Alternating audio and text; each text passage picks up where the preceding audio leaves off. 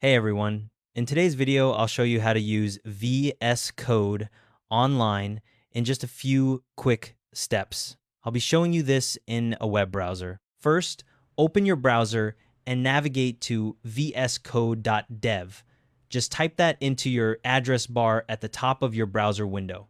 Once the page loads, you'll see the VS Code interface with a message that says, "Build with Visual Studio Code anywhere, anytime, entirely in your browser."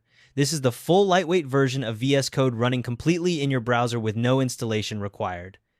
When you first open VS Code for the web, you'll see a welcome screen in the center with a few different options for opening your files.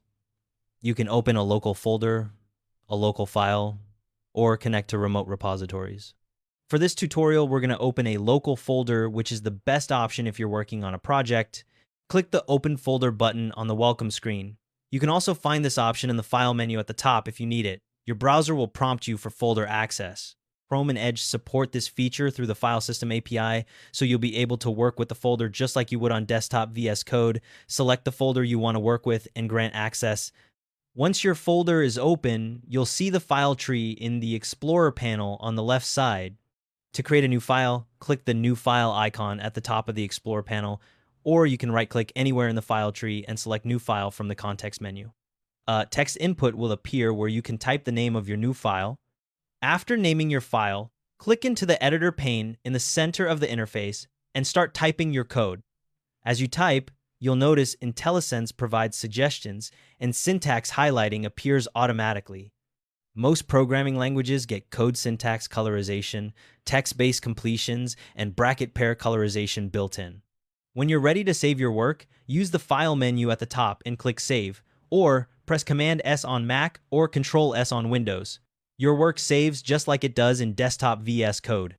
If you have autosave enabled, your changes save automatically as you go.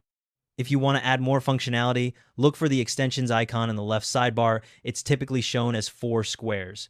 The extensions marketplace will open, showing you available extensions. Keep in mind that only a subset of extensions can run in the browser. If an extension can't be installed, you'll see a warning icon with a Learn Why link. Most themes, key maps, and snippets work perfectly in vscode.dev.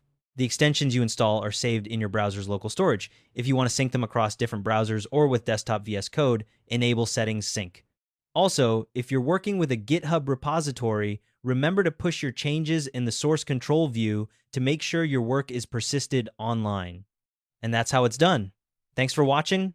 See you in the next one.